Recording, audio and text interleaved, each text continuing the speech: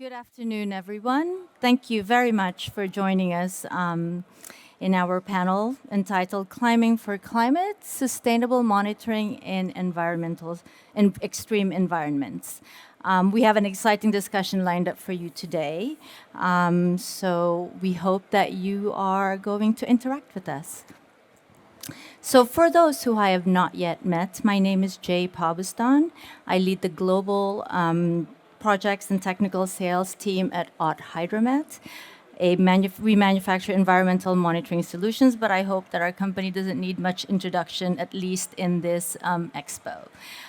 Prior to HydroMet, I was with the World Meteorological Organization, where I led the project management and implementation division, where I oversaw the development and implementation of global projects, worked closely with climate financing institutions, development banks, regional and global political structures, and ensured that our projects were aligned with WMO strategic objectives, and more importantly, built the capacities of national Met services. So currently, I am also a board member for the hydrometeorological and environmental industry, also known as HMEI, where I am responsible for WMO collaborations. So just a bit of a background how we all kind of came here. I learned of HydroMet's involvement with Project WERA about the time of WM Executive Council in June.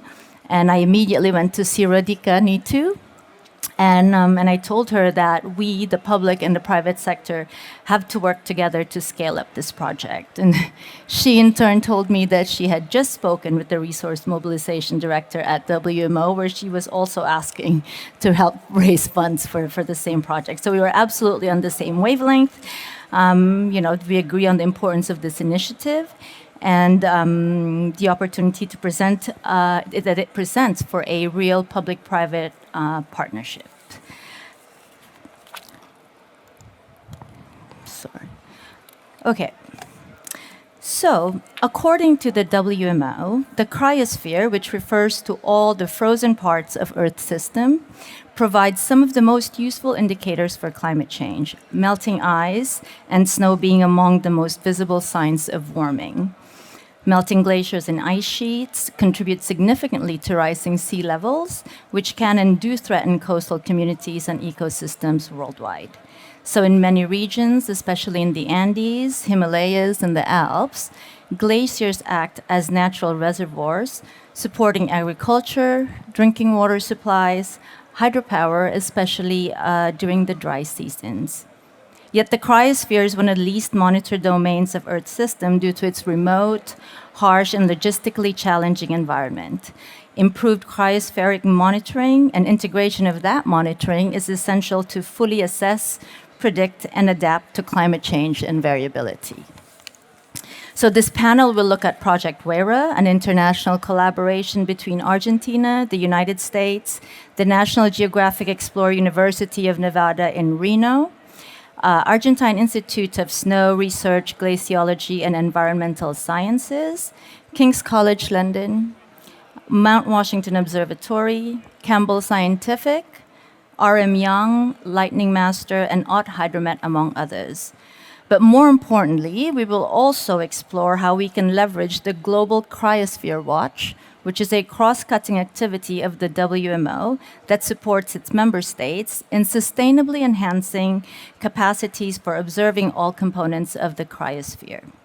So this panel will further look at the work that is being done by the task team on the standardization of first-mile data collection, mandated to develop requirements for the protocols and data formats and the first-mile interface standard, and why it is important to consider this at this stage.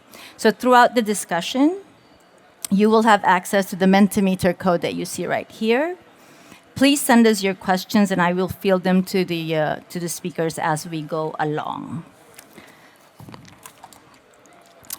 So now I will hand you over to Dr. Tom Matthews, our keynote speaker for today. He is a climate scientist and a senior lecturer at the environmental geography at King's College London. He has broad interest in societal impacts of climate change and is currently leading a multi-year project studying the threats from the planet's most extreme weather. Dr. Matthews has co-led expeditions of notable high alpine environments, including Nevado Ozangate in Peru, and Chuhoma in Bolivia, Mount Everest in Nepal, and more recently, Aconcagua in Argentina. Dr. Matthews.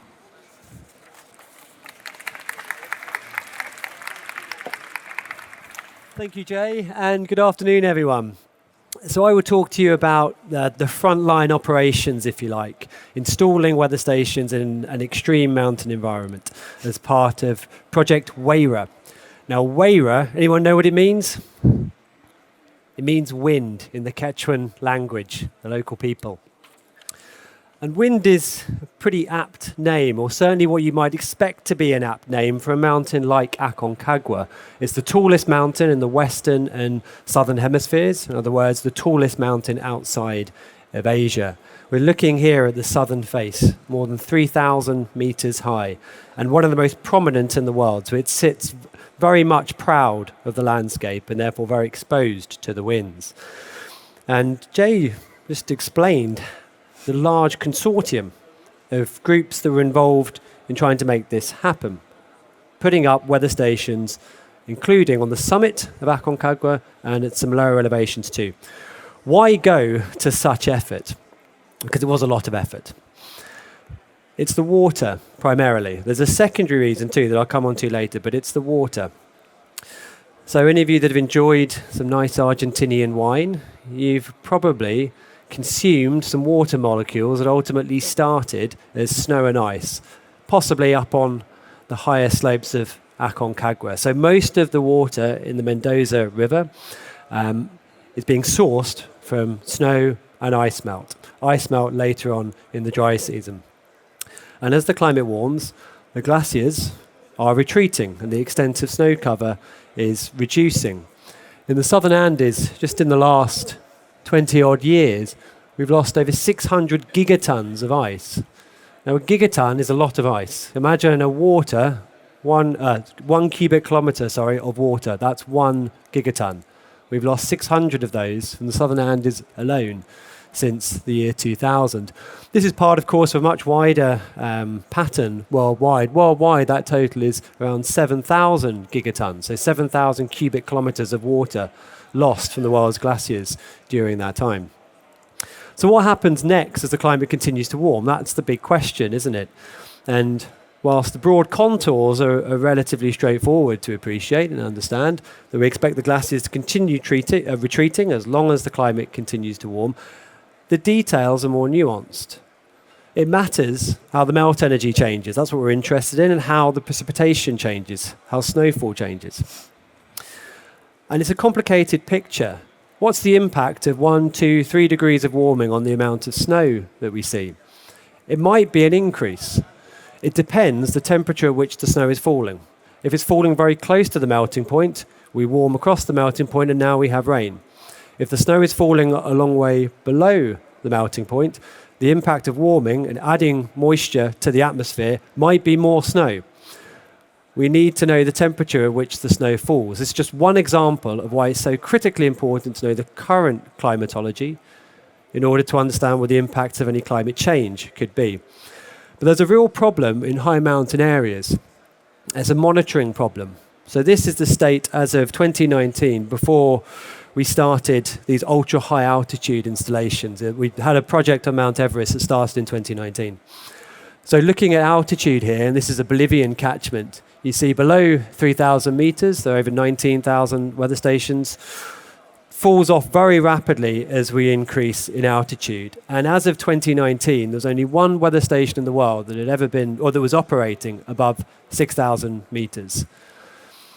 So it's very, very challenging to know what will happen next at high altitudes where these glaciers are fed, nourished by snow in these accumulation areas. And we have to monitor if we're to understand what the impact of warming could be. So now back to Weira, Aconcagua. What does it look like trying to fill this gap? Well, it involves all hands on deck and all hooves on deck too in this case. The mules, you see here, this is the mule train on the way to the first camp on Aconcagua. And look at this environment, look how dry it is. The moisture comes during the wet season we have snow, or during the winter we have snow on the peaks that then melts during the summer that supplies the rivers downstream. And then we arrive ultimately at the second largest base camp in the world, second only to Mount Everest. This is one of the 7 summits. So you see lots of climbers on Aconcagua that are going to complete the set. So this is what the base camp looks like. And we spend quite a lot of time there. We spend quite a lot of time building this station too. So this is probably our most comprehensive, or most comprehensive station out of those installed in Aconcagua. So lowest altitude station we installed, 4,700 meters. Well supplied with an pluvio in the center there, a weighing precipitation sensor, a double auto-shield to try and guard against the undercatch. And then you see we're monitoring the traditional set of parameters needed to understand the water balance and the energy balance of the land surface. We've got temperature, relative humidity, the radiative or the radiation balance, long and short wave. We've got a Parseval present weather sensor. We've got a pressure sensor, barometer inside the logger enclosure, and we've got our young wind sensor there on the mast you can see as well. And we're transmitting via GOES. You'll see some more weather sensors soon. So far, the mules have carried this in. It's been relatively easy going. But now we're going to climb higher on Aconcagua, and we're following the normal climbing route on this side of the mountain. Our first stop, I don't think this pointer works, is going to be at that inflection point on the yellow curve you see there. That's the second camp. It's called Nido de Condors, the nest of the condors. 5,400 meters, a little bit higher than Everest Base Camp. And now we transition to people carrying the loads. The mules can't go any higher, so everything you see, and this is important in terms of trying to fill these high altitude gaps, everything you see, everything that goes on the weather stations has to be carried on the backs of people. Right? The sites are the most important to monitor for a few reasons. One, glacier mass balance and water resources, but secondly, climate safety that I'll get onto a bit later. People have to carry the equipment in. It's got to be light. This is our second station. This is Nido de Condors. We're now above Everest Base Camp. We're in the accumulation area of the glaciers. And you can see most of the sensors here that we have. You can't see an pluvio and a Parseval just off to the right-hand side here. So this is one of the highest precipitation sensors in the world. And then we have to go higher still. So that was 5,400 meters. You see again the weather sensors, or in this case a tripod poking out of a bag there, being carried on the backs of people going higher. In the foreground, you also see oxygen tanks going up. We need oxygen tanks just for safety at that altitude. This is right on the cusp of what people can climb without requiring supplemental oxygen. The last pit stop before going to the summit is the wonderfully named Camp Cholera. And quite befitting because you have typically a restless night there. You don't sleep much at 6,000 meters, which is where we are here. But you try and get a bit of shut-eye before the final push the next day. And this is my collaborator here, Baker Perry, who's been very involved in forming these collaborations necessary for something like this to work. Get up very, very early. We've been up for 4 or 5 hours by the time we get to this point, approaching the summit, and you can see that beautiful shadow of Aconcagua, the summit, as you're on the way. And you've pretty much broken the back of the climb at this point. This is us after we've gone over the summit. The summit is up just behind us there. We're looking down at that south face that I opened with. So we've got this precipitous drop on the far side. And we're all installing the station there. We've got one of our team on oxygen who's suffering from altitude sickness. And this is what the summit station looks like. So this is an ultra lightweight, custom designed tripod. It's designed by Campbell Scientific, following from our work on Everest. This is the same design as the station on the summit of Everest. We have different from below here. We don't have pluvios because we can't guard against the extremely strong winds up there, but we have everything else that you saw monitored lower down. We're monitoring up here as well. One of the important additions is the Mount Washington Observatory's pitot tube, this miniaturized pitot tube there. You see that canister with a pipe poking into the wind. It's measuring the dynamic pressure, no moving parts. So it's measuring the wind that way. We're pointing to the west and hoping we capture the strong winds. And we're transmitting via GOES. So we have real-time data from most of the stations, apart from now the summit station. We lost that sometime during the summer, the 8th of June, if I recall correctly, which is not uncommon with our very high altitude installations. It's the solar panels. They get covered in snow, we lose power, and then they go to sleep for a long time. We're hoping it's going to wake up soon. So I'll try and be quick here and just say we can see the data that are coming in from lower elevations. We're learning lots already. If you want to know more about the data, you can come to the OT booth afterwards, and I'll provide a bit more detail about what we've learned, what kind of questions can be answered with the type of data we're collecting, the type of data we're transmitting, and the type of data we're leaving on the loggers that we'll go and collect at a later date. So I think I'll stop there and thank all of the research partners and corporate sponsors. It takes many hands to make something like this work. So thank you very much, and I'll now pass on. Thank you. Thank you so much. Thank you so much for taking us through that journey. That was very, very, very interesting. We now move to the discussion part of our event, and next up is Weston Godoy, and he is the head of division for remote sensing and data management at the Norwegian Meteorological Institute. He is also the data manager for Svalbard Integrated Arctic Earth Observing System, an international observing system for long-term measurements in and around the Norwegian archipelago of Svalbard, addressing questions on Earth system sciences. He has been involved in the development of the WMO Global Cryosphere Watch since the beginning, and is engaged in data management through WMO and the Sustaining Arctic Observation Networks and the International Arctic Science Committee. So over to you, please. Thank you. So you gave a brief introduction to GCW before. So GCW is about the sustained observations of the cryosphere. And in GCW, in the data management, what we really try to achieve is to collect all the available data sets and also the products coming out of the data sets in a unified interface. So we can reuse those data at a later point.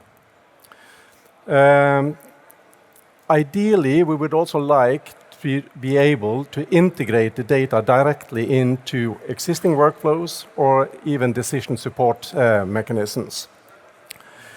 And this is regardless of the type of data, whether it's in situ data, remote sensing data, it could be analyzed products or even numerical simulations. The challenge we do have is that the cryosphere is usually located where people do not move, like was presented by Tom here. We speak primarily, not only, but primarily about the three poles, also Antarctica, Arctic, and the high mountains. And if you go into these regions, most of the observation activities is done by the research community. And the research community has a different business model than the national meteorological and hydrological observations. And this has caused some issues for us in the GCW when we try to integrate the information into a unified system. At the bottom end, the GCW data management came out of the last International Polar Year. We are now looking ahead for the next International Polar Year. We are rather opportunistic in the approach. We try to find the data where the data are available, whether it's through a National Meteorological and Hydrological Service or through a research data center. What we are not able to do currently is to integrate the non-structured data, so just dumping data into a website. So with these lessons learned, what we tried to achieve was to have the dialogue with the data centers, but in parallel, we also started to develop what we call the GCW Data Publication Service. And this is basically how can we help the research community to simplify the data publication process? How can we help them get proper credit for the data that they actually do collect? And the ambition is to have fair, compliant data. I think Remy mentioned that earlier today, so findable, accessible, interoperable, and reusable. And when people speak about fair, they often mean FAR, findable and accessible. In order to fully integrate the data into workflows and the decision processes, you need the interoperable and reusable part as well. And that's the things that we are approaching now with the GCW publication service. What would help us in this context is if the output of the equipment that Tom is deploying, for example, is more suited for direct integration into a data center, so that we can simplify the whole process. So getting the structured data one step further down, out of the log airs that Tom is carrying above 6,000 meters or whatever. Another aspect for us is that a more general side is that the data we do produce is relevant for WMO community, for example, but it's also relevant for many other decision processes in society. And if we want to support those processes, we need not only to be able to reuse the data, but also to reuse the web services serving the data. Because it costs money to do proper data management, it costs money to do the web services serving the data. So again, one of the ambitions, at least from our perspective on this session here, how can we simplify the process and make it much more cost efficient than it is today? Thank you. Oh.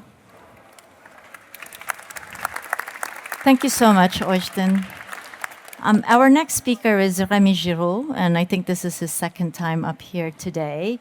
Rémi has contributed over the last 30 years to the work of the WMO on data sharing activities, from the introduction of TCP/IP to the GTS to the development of WIS 2.0. Which he presented earlier today. So he's been the chair of the Standing Committee on the Information Management and Technology, which is part of the Infrastructure Commission of the WMO since May 2020. And during this period, Rémi has worked with mostly with Météo France, but also at ECMWF, at IBM, and his last position at Météo France is the head of the infrastructure department in charge of all IT resources. With that, I hand it over to you, Rémi. Thank you. Thank you. Maybe I will move. I like to stand when I speak. Sorry. So yes, Rémi Giraud. Unlike Tom and Øystein, I don't go to cold places. The coldest is Geneva in winter, and that's enough for me. That being said, what I'm doing is, in fact, I would say, facilitating the data exchange. And the data gathering. So this morning, there are many people I saw already this morning. I talked about the right part of this picture, which is in fact the international data exchange. Okay, so this one, I covered that this morning. We are talking about WIS 2. And on WIS 2, there are different components. So we are standardizing the protocols. We are standardizing the data format. We are standardizing a lot of things. And in fact, you need all that, as Øystein explained, in order to be able to exchange data, right? If there is no agreed format, then you are stuck. What are you receiving or what are you sending? In the middle, you have something which is maybe not that relevant to the discussion today, but which is in fact the kind of data flows within a typical national meteorological hydrological service. So typically, we have three components here. We have the WIS 2 node that I've mentioned this morning. Then we have the climate data management system and the data collection and processing system. However, at the moment, because there is no standard on the left side, which is called what we are calling here the first mile, in typical organization, we have many data collection systems, and it potentially for each kind of sensor or for each kind of data logger or for each kind of data you are receiving, you would have to implement a special solution to cater with these aspects.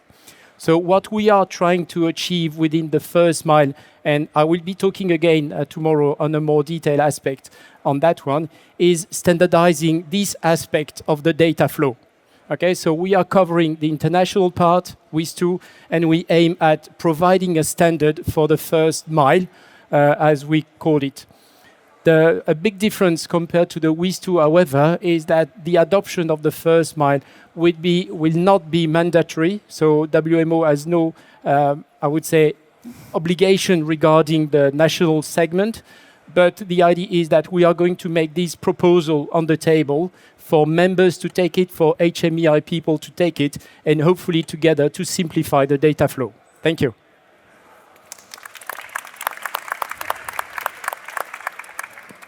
Thank you, Rémi. Our next speaker is Rodika Nitu. Rodika is a licensed professional engineer working until very recently as the project manager of the Global Cryosphere Watch at the WMO. She successfully enabled the integration of the cryosphere in the Earth system approach to monitoring and prediction of the WMO through international collaborations, mutually beneficial partnerships between research and operational communities. And previously, Rodika was the manager of observing systems and engineering at the Meteorological Service of Canada. And with that, I hand it over to you. Thank you, Jay, and thank you for the opportunity to be back here 10 years later. The last time I joined this event was when I was leading the solid precipitation intercomparison, and which has been the conduit for me into WMO and the cryosphere. Following Øystein and Remy, I would like to illustrate with a concrete example of where we are today with the observations, in situ observations in the Andes, as collected recently as part of the project organized within the framework of GEO, global networks for the observation and information in the mountain environments under the leadership of Mountain Research Initiative. And as you can see on the right side, and unfortunately the color is not very obvious, on the right side of this slide are the stations that have been recognized in the WMO information system and are operated by the meteorological services of the countries in the region.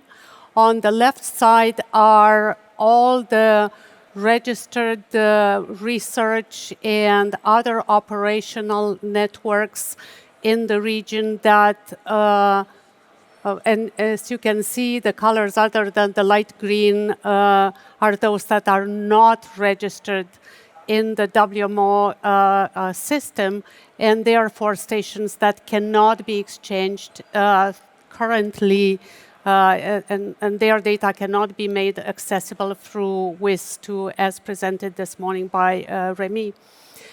Therefore, there is a wealth of data available today from stations that have been, and these are stations at different elevations,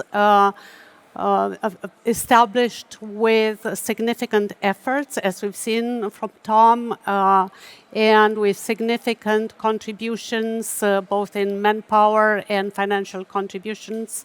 But their data is only available locally by their respective institutions and not shared internationally.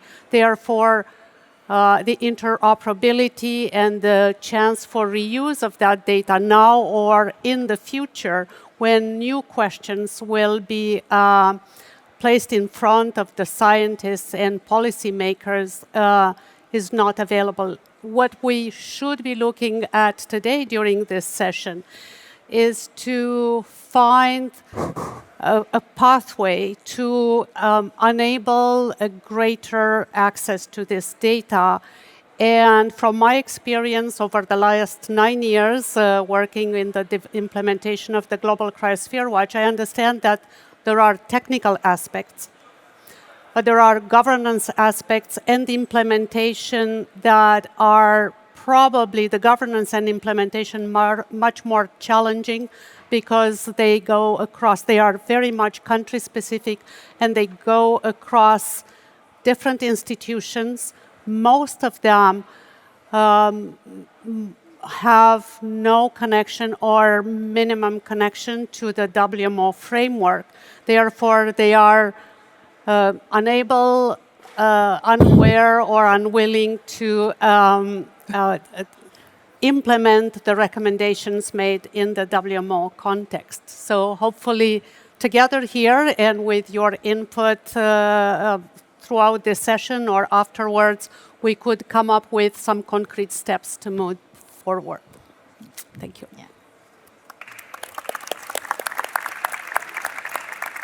Thank you, Radhika. That's, I think, getting to the crux of kind of why we are here. So this is great. Our next speaker probably does not need a lot of introduction, but Ashish Raval, he is the president and CEO of Synoptic PCB. He is also the vice president of HMEI and has been a council member since 2012. He is an advisor to the US Department of Commerce and to the World Bank. And prior to Synoptic, I actually worked with him when he was the VP of Global Sales and Service at HydroMet. He has over 25 years of international knowledge and expertise in the environmental industry and is a specialist in implementing large-scale, turnkey HydroMet networks with software, real-time telemetry, and instrumentation. So over to you, Ashish. Thank you, Jay. Yeah, I think as Rodika, Remy, and everybody said on the panel, the biggest thing right now is also sharing of this data. And one of the greatest things that WMO has done is WIS 2.0, because in the past, GTS was only available to member countries and members, of the state of WMO. With the WIS 2.0 architecture, now the data sharing will be very visible. And one of the reasons I'm super excited to be part of this initiative is also Synoptic data is really one of the gold standard of public-private partnerships. I mean, we were born out of a university. So Synoptic's origin goes back to University of Utah in 1996, where all the data aggregation process started. And we work with almost every data provider. And as of today, we have worked with over 320 data providers with over 200,000 stations, including a lot of higher elevation, high mountain region stations. And we're collecting this data, and exactly what Rodika said. I was also at a WMO AI conference a couple of weeks ago in Dubai, and the local data sets and the gaps of data, especially in the LDCs, least developed countries, oceans, some of our places are very wide. And you really cannot do a lot of, with all these new AI technology coming into play, if you really want to do extreme events locally and predict that and accurately predict extreme events, local conditions, you need all these local data sets. And there's not a real mechanism to sharing this data. So we're hoping that with the use of WIS 2.0, Synoptic will continue to grab all the data. We have also released a completely, fully free and open viewer.synopticdata.com, a public website where any of these observations can be looked at, downloaded. You can compare data from different sites, and you can get the entire historical record free of charge. And most of the universities, especially research institutions, we provide free open access because we believe that the more innovation, having all these data available locally will spur more innovation, more AI technology used for predicting better forecasts and things like that. At Synoptic, we have kind of put in an infrastructure such that, as Remy talked about first mile, whether data loggers can speak directly a language or a protocol or MQTT, we can take the data directly. Or we can work with, and we work with several providers like Campbell and Ott and others, where we work with their data servers and then they FTP data to us, and we make the data available and open and accessible for all. But most importantly, we also provide a lot of QA, QC, and value-added services. So it saves you time of looking at these raw data sets, and not just raw data, but really clean data sets that can be used for other modeling applications. So, really, I'm excited for WIS 2 to launch. I mean, currently we have about 8,000 stations transmitting on WIS 2.0, and I think about 6,700 are available on Synoptic's website, and we're adding more and more as more nodes come in on. But we also help countries become AI ready, because a lot of these countries have data in many disparate different Excels or different databases or different loggers, and part of our job is to help them homogenize all this, bring all this into one particular database, make it uniform, do a QA/QC on it, and make the data available for them so they can use it for other applications. So I'm really looking forward to some Q&A and discussions on how we can really promote and advocate open sharing of data, open data policies, and really adhere to that, right? Many countries talk about open data policies, but they don't really make it open. Like Rodika said, it's sitting somewhere in a server and it's doing no good for the world. So I'm really looking forward to discussions and learnings and sharing some of the data. So. Okay. Well, thank you. Thank you, Ashish. Thank you so much to the panelists for all of the different perspectives, the different things that we kind of need to start thinking about if we were to scale up Project Wera. So first, I think I'll take some questions that came in from the Mentimeter. The first one is to Tom. The stats of stations per altitude reflected for 2019, if I recall, was there an improvement in the meantime? Yes, there has been. You can hear me, right? Yeah, there has been some movement. So we have installed some stations in South America, but we're talking about just a few more drops in the ocean. But I can just talk about those because they're in some interesting places. So one of the highest mountains in the Amazon basin has been instrumented now. That's Nevada Alsangate. That's about 6,300 meters. It's just one station on the top. Everest, the reason why that was a snapshot from 2019 was because National Geographic launched a very large-scale mountains research initiative. And there was a flagship expedition in 2019 to put weather stations on Mount Everest. So we put some up to about 8,400 meters in 2019 and then went up to the summit in 2022. And the Chinese went up to the summit with a network of 8 stations, if I recall correctly, also in 2022. And now Aconcagua. So in terms of ultra high altitude stations, yes, there has been some change since 2019, but only in a few very specific locations. There's just a few more drops in the ocean. Thank you so much. I believe this is for Remy. The use of GOES dictates the first part of the first mile. Are you suggesting that GOES output be formatted to the first mile protocol, or is there enough power on site to run a Starlink connection? Can you repeat? The sound is pretty bad. I don't hear very well. Oh, okay. Sorry. The use of GOES dictates the first part of the first mile. Are you suggesting the GOES output be formatted to the first mile protocol, or is there enough power on site to run a Starlink connection? Okay, not really my area of expertise. So how to say? So we are proposing, I would say, a standard solution to facilitate the data gathering. So depending on the situation, and I guess we have people in the room much more knowledgeable about data gathering from the field than I am. So typically we are talking here about something that is based on TCP/IP, that is based on some standard data format. So obviously, yes, you need power, but the idea is, if you remember the slide I showed earlier on, we are showing the first mile in different components, okay? And the idea is that the first mile may start in different places wherever you are and whatever the situation is. So it means that potentially I'm not saying the first mile, but the first half of the first mile may be in a different setup or in different protocol or different situation because there is no power, there is no facilities over there. But then the idea is eventually the data to be used need to end up somehow in a database somewhere, okay? So the idea is if you implement the first mile at some point, the ingestion on the database will be easier than rewriting different kind of software. So the path may be different, but eventually, I guess there is some value there. Okay, thank you. Thank you so much. So I'll take doing 2 more questions. The first one is to Øystein. Given the current state of art, which of the data do you find more relevant to study cryosphere in the Arctic, in situ or remote sensing, given the limitations of both? Both.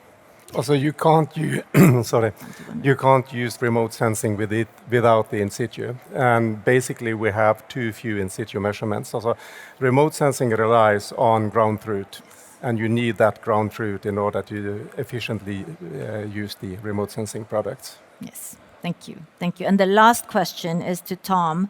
Ongoing maintenance of high elevation stations is also a key challenge and remains largely funded by research projects. So how can we help keep those stations alive and integrated in the long term? Question. That's the $1 million question. And it's a problem that we run into again and again. It's much easier to get support for a high-profile project like going to the summit of Everest with a weather station than it is to get sustainable ongoing support. So we still struggle with this. The initial funders are often keen for some period of time. They recognize the need to keep stations operating. But at some point, there has to be some sort of handover. So, for example, in Nepal, we work with the Department for Hydrology and Meteorology. In Argentina, the project I just spoke about, we're working with Ian Iglia.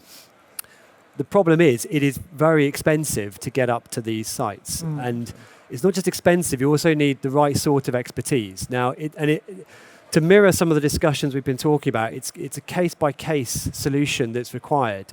In Nepal, for example, if we're talking about over 8,000 meters, and I didn't actually say this in the presentation, but I alluded to it, there is another need to instrument these ultra-high elevation peaks. You might be thinking, there's only a tiny fraction of ice at this altitude, why are we monitoring?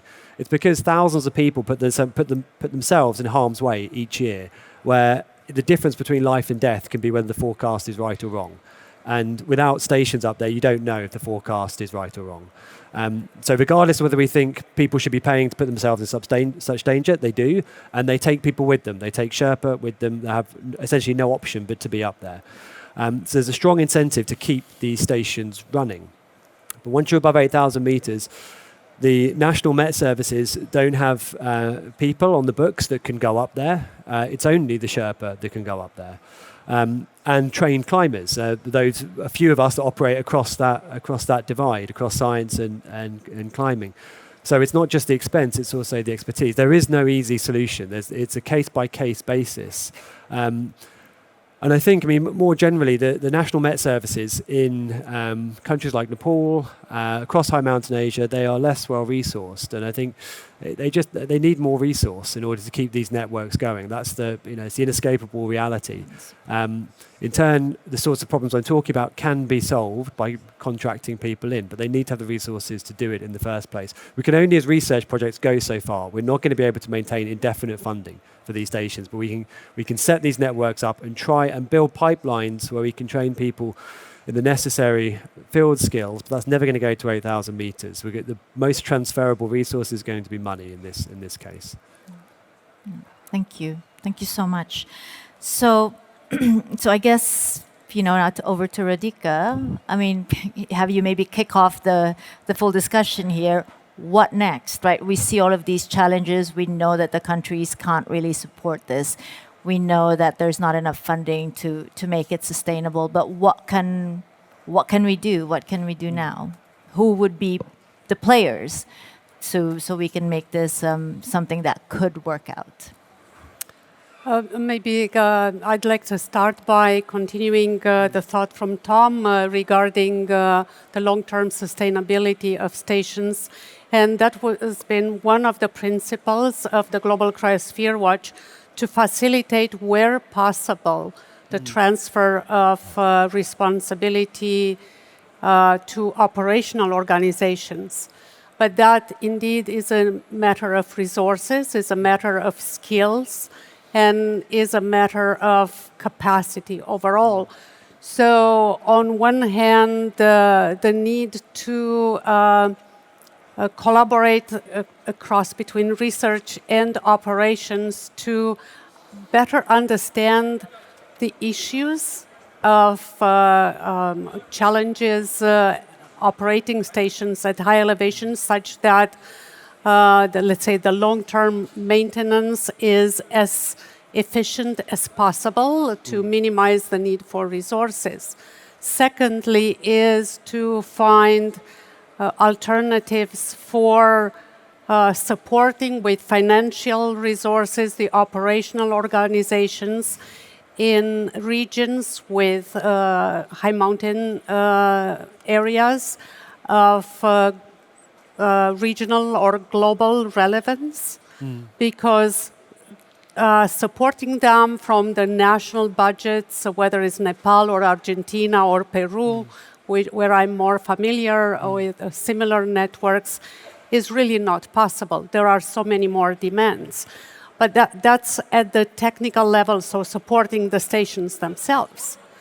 Then in terms of supporting the access to data, I would like to point out to what Øystein was saying earlier, is really the reuse of the solutions tested and validated elsewhere. And as a first step, piloting them in new areas like the Andes, for example, where the Aconcagua, also the other stations at high elevation installed in Argentina, in Chile, in Peru as well, are linked to other projects, like, for example, understanding the changes in glaciarized environments, where what will happen when the glaciers will disappear, because this is where the environment is going. And being able to map the different interests and also look at which solutions are possible in other regions. For example, the advances made in polar regions and how the knowledge developed could be transferred to these areas that have not benefited of the same attention as the polar regions, for example. Don't know if Øystein wants to talk about some of the advances in the polar region that could support activities in the Andes, for example, as a very next step to focus on. I just wanted to make one comment on the sustainability, because there are two perspectives on that. Also, one thing is transferring equipment responsibility to the National Meteorological and Hydrological Services, but you also have the other aspect. At least in the Arctic, you've had sustained monitoring for decades now, done by the research communities. And this has been a struggle for a long time in the Arctic, but now there are actually governance calls, for example, from the European Union, in order to coordinate those sustained research activities. So you can have multiple routes towards sustained observing, not only the National Meteorological and Hydrological Services, which do have limited resources and also budgets under pressure for the time being, but I would ask for more of this coordination and partnerships in the approach. Yeah, no, absolutely. Absolutely. I was going to, my comment is following on very much from that, in that you see here an example with WERA, a route to a more sustainable future for monitoring these environments, these partnerships with HMEI. You know, the environments that we're talking about are really, really challenging to monitor. So I think there is something also for HMEI in being in these spaces. You know, trying to measure the winds on top of these mountains is right at the limit of what the industry can do. Trying to maintain telemetry through these very, very long, dark winters when our solar panels are covered in ice, that is, again, right at the limit of what the industry can do. I think that there really is a fruitful partnership here, you know, in working together. The industry learns something from having their equipment tested where it is most critical and where it's really, really being tested. Very true. Yeah, but the research will give us feedback on how we can improve our sensors. Exactly. Yes. Ashish, did you? I just had a question for Tom. Is it like an annual visit to maintain these stations typically? Yes, we've been going back to Everest each year. At least some of our wider team has been back at least once a year. And do you normally have enough data to know what's gone wrong, or typically you go with a few set of spares? So we tend to go with as much spare kit as we can. Okay. But often, once we've lost telemetry, and I should say Aconcagua, team members from Eniglia will go this year. Everest is the other ultra-high mountain that we've had many years to go back to, since I'm talking about that one now. But once the telemetry is gone, we really are in the dark. We don't know what the state of the station is. We just know the weather just before it went offline. Gotcha. So we do go in blind, as it were. So we try and take as much as we can, spare new batteries, if we can, a new logger, and then some new sensors. It is resource dependent, though. It depends what we can take. We know that the costs are the expeditions. They're an order of magnitude more than the sensors. So if we can, we try and take a fresh batch of everything. Certainly the batteries will need replacing. And just so there is one other reason we go to these ultra high mountains. It's because we do have some level of intel, if you like. It's the first climbers that go up can give us some insight as to what's going on. And that's also monitoring these very high mountains that people climb.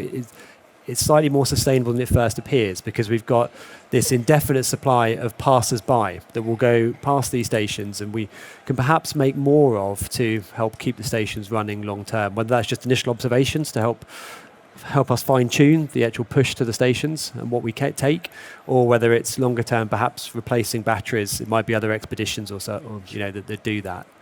A good question. Great. No, thank you. Then I wanted to ask, like, in terms of the research that has been done, how much of that impact?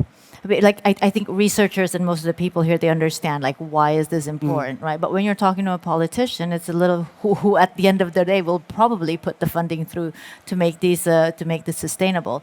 Has there been any like real concrete like information that has come out of that? There's been some fascinating, let's say, research insights that have come from the data. So on Everest, we found that there's quite a bit of melting going on very high up, well below 0 degrees. So even when the air temperature is well below freezing, there's significant melt occurring, which you can only know really. I mean, the remote sensing hinted at this, but you can only really know if you go up and you measure the weather and you model the energy balance. And this is really, really concerning because it means that the ice is much warmer than we thought, which means it flows more readily, if you like. The whole system is much more sensitive to warming than we thought. So following that weather station network, we had a big grant from the Natural Environment Research Council in the UK. So that the weather stations, if you like, gave us some initial insight that raised a very interesting question. And then a research council subsequently provided more funding for more monitoring in the Western Coombe on Everest to try and answer this question about how much melt might be going on. So then you had another funder come into the space and more understanding follow. And just actually over the last weekend, you may have seen Everest in the news, the snowfall event. I don't know if anyone was paying attention to that. Base camp. So it looks like we now have an Iridium telemetry system at base camp, and it looks like it might have set the world record for the most snow in 12 hours. There was an Pluvio that measured this. We had something like 92 millimeters in 12 hours, and there aren't many contenders, but that is quite likely up there as a world record. The 24-hour world record is only a little bit above that. And in terms of what this means, avalanche risk at the moment is probably the most relevant hazard that follows. But this event occurred extremely close to the precipitation was occurring extremely close to the melting point. So it doesn't take much warming for a repeat of that. It's almost a perfect storm. We had two tropical depressions, one over the Arabian Sea and one over the Bay of Bengal, both feeding moisture at slightly different levels into this storm. With a bit of warming, it would be unprecedented rain and a hazard type that the communities would have no analogue for. So what this does, even this event, once we finish studying, I think it will be a real messenger for, or a standard to put out there and say, look, this is the importance of monitoring these sites. And this is really what we've done so far is a drop in the ocean. We've been in the forest when the tree has fallen, and now we can hear it. We can see how extreme this event is. We get a sense of how close we are to a really important tipping point. And it really begs for more monitoring of these environments. But at the moment, most of our research has been showing how sensitive the environment is to warming, because much more melt than we thought was already happening. And there's also more precipitation up there than we thought. So the whole hydrological cycle is more intense than we would have thought from extrapolating lower elevation measurements. That's led to more research councils coming in. This initially was a National Geographic funded project, so it's not a research funder as such. It's slightly outside that space. So that's the sort of headway that the network has generated. We also produce forecasts, but we haven't been as successful getting those out yet. But we produce forecasts for our team essentially on the mountain, and they will go out for others soon. Okay, thank you. So we have just a little bit over 5 minutes. Sorry. No, seeing any audience member may have a question. No. Okay. So I think since we have about 5 minutes left, I would really like to come out with a solid recommendation that we can take up to HMEI 1, WMO 2, Norway, and then of course, with your collaboration now, like what can we? I know we can't set up, exactly what are the next steps, but at the very least, a commitment from us here, and also anybody in the audience, any of your institutions who would be interested in working with us, where do we go from here? I just want to say that we have the International Polar Year that happened in 2007, 2008, which you already mentioned, where the Global Cryosphere Watch came out of. So the next one is 2032, 2033. I think we have just enough time to squeeze in a pilot to say, okay, this is really different stakeholders that are coming together. We always say that. We want public, private, and academia to work together. But what have we actually done concretely on that? So maybe if we can lean a little bit on that and say, do we want to do something? Do we want to prep something, for as concrete outcomes to IPY in a few years? Yes. And please. No, just to comment a bit on that, since I was very active during the last IPY, and I hope to be active during the next one as well, one of the things we achieved was that we got a number of stations set up in the Arctic during the last IPY. What was a challenge during the last IPY was the data management, getting the information from those stations out into the open and sharing them. So if we could do something now along the lines that I indicated earlier, improve the output from the stations in a form that simplifies the data publication afterwards, I think that would be valuable. And there are opportunities. For example, next year I think there is a call from the European Union on reduced environmental footprint, on communication, also technology development. And there are, from time to time, other opportunities for funding. And if we could do something, it's timely to do it now over the next 5 to 7 years, I would say, in order to prepare for the next IPY. Because during that process, there will be a lot of funding for deployment of instrumentation. Okay. So those instruments should be sort of prepared up front, also the solutions. Thinking about the data management up front. Okay. We have the chair of HMEI here. I think on his behalf, we can commit HMEI wanting to collaborate with these people here on a project like that. Joshua, is that? Thank you. Yes. So this is great. So my takeaway here is, by the way, there's the QR code here. Please do scan it if you want us to contact you, if you want to work with us, you have any more questions, you have anything else, please do so. My key takeaway here then is that to come up with a proposal to scale up Project WERA, include whoever the companies that would like to participate. We would need to look at the fit and all of that stuff at a later stage. Of course, through HMEI. With a view to presenting our findings in the next IPY. I will take the action to make sure to connect with everybody in the next month or so we can kind of start putting the big lines together and see, and hopefully we can come back here next year during TechO and have something concrete that we have done. Is that agreeable? Did I miss anything I should... Maybe what I would like to add, as I mentioned, in addition to the technical aspects, are the aspects related to coordination and governance.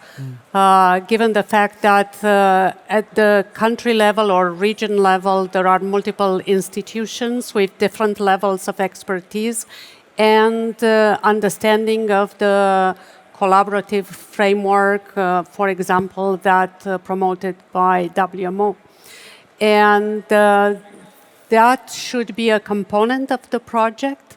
And I'm actually reflecting on an unfortunate experience that I had earlier this year in Tanzania, where I was unable, in fact, to build the connections between several groups well equipped with resources, with stations, with interest, but unable to make the connections with the national institutions that were responsible to approve the access to the summit of Mount Kilimanjaro. And in spite of the resources, the financial resources, the human resources committed, the expedition was not possible. And that connection is critical. is also part of building the awareness and the commitment at country level that leads to the likelihood of improving the willingness to support over the long term. So whatever we decide, so it ends up with the project being organized, the engagement at local level, at local institutions, at communities is essential. Absolutely. Thank you. Thank you, Radhika. Okay, so we are, we're out of time, but please do join the conversation. Pledge your support. Here's the QR code. I strongly encourage companies who are not yet members of HMEI to please come to our General Assembly tomorrow at 3 o'clock in the afternoon. There is an HMEI booth over here. We can get all the information from there. And thank you. And please join us for a deep dive, as Dr. Matthews has said, on Project WERA at the OT booth, 8 to 10. And thank you very much for being here. Thank you so much.